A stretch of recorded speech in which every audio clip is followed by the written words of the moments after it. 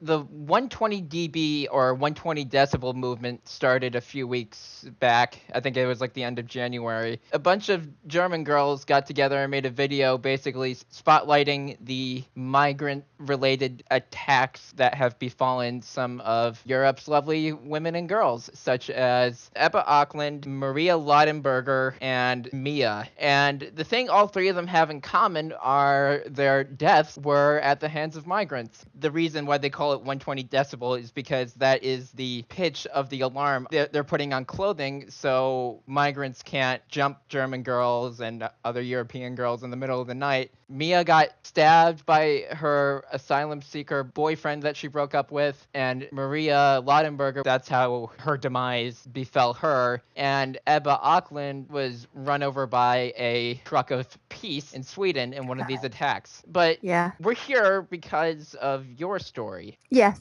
First, can you just tell everyone your name? Well, I go by Social3State. I can't provide my actual name because obviously my case is still open. They are still searching for the perpetrator. Yes, of course. So it's Social3State. I'm trying to get a website together so that I can create a forum so that other girls and women and victims can also speak freely on the forum. Yeah. That's it, yeah. And also self-defense is a real issue, especially I'm not so sure about the rest of Europe, but in the UK, the ability to defend yourself is pretty poor. Actually, I want to ask about that first. Okay. What's it like in the day-to-day life of the UK in terms of migrant presence? I mean, has it changed the environment of the city you live in much? Well, I was living in an area where there's high density migrants, and these migrants were from Eastern Europe, they were from Asia, and I mean Asia in the sense of British Asians. Mhm. We call Asians Indian or Pakistanis.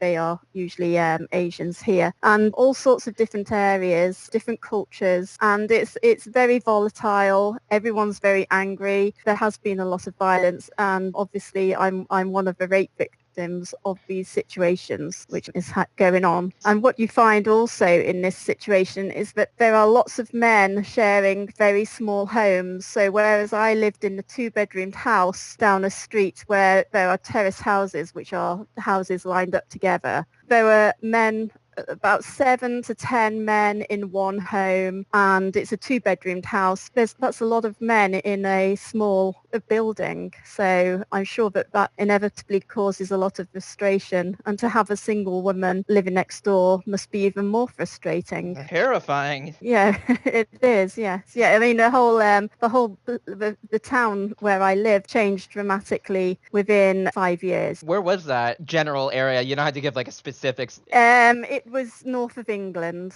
Hmm. And Yeah. so tell me, up until the incident that most definitely changed your life here, what did you do? Walk me through what your life was like before. I've always worked self-employed, and luckily for my own sake in representing my case, because I had to self-represent later, which I'll explain later. Okay. But I've worked self-employed on the basis that I was finding it difficult to find employment based on health conditions. So I was raped the week before I underwent brain surgery for a brain tumor to be removed. Jeez. Yeah. Yeah, so I know a lot about discrimination laws, and it's deeply concerning because those discrimination laws are incredibly enabling towards minority groups. Could you elaborate on that? Yeah, I can. So we have in the UK, we have the Equalities Act 2010, and it actually states within the act itself that there will be some certain people who are treated far better than others, and that's in black and white, and it also extends to our public services. So that means that police, the court system, and it means that they have to ensure that people of minorities groups are treated better than the majority groups. Wow. Like just last And night, I watched Animal Farm. You're familiar right, with the story? yeah, Towards the end, they have this list of rules, and one of the rules that this society of animals that went through horrible, upheaval and changes. The pig dictator basically wrote, "Some animals are more equal than others," and so right, yeah. here it is in real life. Here, Yeah, yeah. I mean, I worked for myself just doing hairdressing kind of thing. So, to end up taking on my own case in the legal system, my own rape case, in fact, in the legal system. But I did manage managed to set precedent for other victims. Walk me through the process of like what it's like right after your horrible encounter happened. Walk me through how the process of the legal system works. You know what I mean? Right. Well, yeah. Well, the legal system, what happens is when you report the crime, you get provided information of victim support. And with that, they'll provide you with further information, which is the CICA, which means Criminal Injuries Compensation Association or authority or something. And that means that you should actually receive compensation for any criminal injury against you. It's incredibly difficult to win a case against the authority. I didn't report the crime for 3 years after it had taken place, and the reason being is because, well, first of all, I had had brain surgery to have a brain tumor removed, so And I'd that's a actually perfectly legitimate excuse. Yes, exactly. And they should actually provide you with that good reasoning, but they wouldn't allow for that to be good reasoning. So I also had to explain that I was fearful of coming forward to the police because there's actually women and children who are getting arrested in the UK when they report crimes which are politically incorrect, but they are considered offensive hate speech and they'll get arrested on racism or perceived racism. So it's very difficult for victims to come forward about these crimes which take place against them. If this happened in the United States, there would be such an uproar about it. I don't think enough people know about what's going on, to be honest with you. They know about Rotherham and that's going on, but I don't think that enough people in the UK realise that this is going on with the migrant crisis as well. If you want to tell the world what's going on, now's the time to do it. Well, my own experience is that I was actually going out with my friend, and that was basically to say goodbye because I was about to undergo brain surgery for this brain tumour. I was followed home by a migrant who started to harass me and act aggressively towards me in a physical manner. And there was a police car driving past as he was harassing me, and I was pretty certain that they had seen him harassing me, but they just drove off. And I was basically left to defend myself in a country where you don't have self-defense. And I was trying to get rid of him. I did believe that he had walked off in the other direction. I was basically screaming and shouting at him to let me go. But what he did was he followed me home, and there was a knock on my door, and I thought that it might have been a neighbour or something like that coming to just shout at me for screaming and making a noise. But it was actually him, and he forced his way into my home, and then that's what happened afterwards. I'm so sorry. Yeah, it's not a nice subject to hear, but I think that people need to understand the severity of it. These people don't care. They don't have civilized manners like Western men do. Yeah, that's part of the culture of Islam. Yeah. Well, I don't actually know whether he was Muslim or anything like that. All I know is because he was a complete stranger, I know nothing about him. So all I can say is that he was Asian or, a migrant because he had broken English as well. Yeah, and that's part of the very, very difficult issue here is in a lot of these cases, what you see in these reports is stuff like you're saying, this person had broken English and they talk about their complexion. And yes. It's that sort of vague observation and terminology that leaves so much room for interpretation either way, and it's causing this animosity. That's it, yeah. Well, no, what you're saying is absolutely right. And then a lot of people on the left or the left side of politics take offence when you describe the perpetrator. But of course, that's the only way that you they'll say, you shouldn't be saying anything about his race or anything like that. But that's what how they else look would like. I describe him? Yeah, how else would I describe him?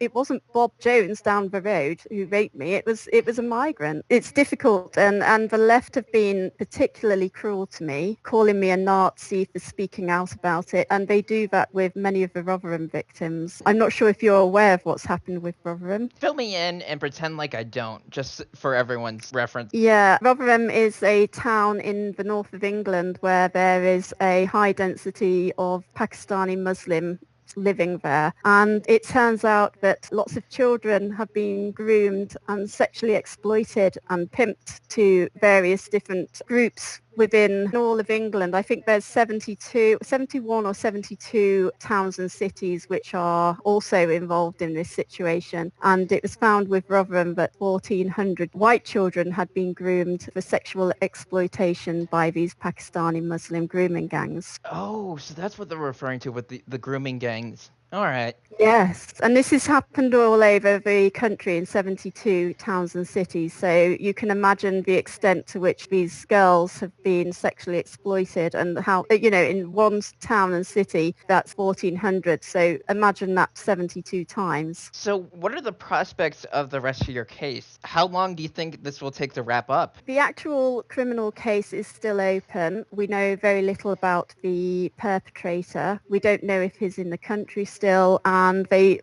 police have said that it's very difficult for them to find these migrants because within their culture they seem to have several names which they go by. They don't have the usual names which we have over here in Western society. They'll have various names which they go by. So it's really hard for the police to find and trace these people. But as for the compensation claim which I'm trying to get, I have managed to set precedent in the court system, and that identifies that women and victims are afraid to come forward for fear of arrest and, being perceived as being racist. So the UK courts are officially acknowledging this is part of a problem here. They are now, yes. Yes. Well, it's very complicated because I've just seen a piece about how they're not identifying it as a problem. So it seems that the higher courts aren't, but the lower courts are. So we'll have to see. What do you want to happen in the future here? I'm hoping that people will be able to understand what's going on and why it's so difficult for victims to speak out, basically, which is why I spoke out in the first place, because we are targeted for racism and we are called xenophobes and Nazis just for simply speaking out about what's happened to us and the concerns which come along with it with regards to possibly being arrested when we do report the crime. So I'm basically trying to raise awareness of that. Certainly your interests align with the 120 decibel movements. Exactly, yes.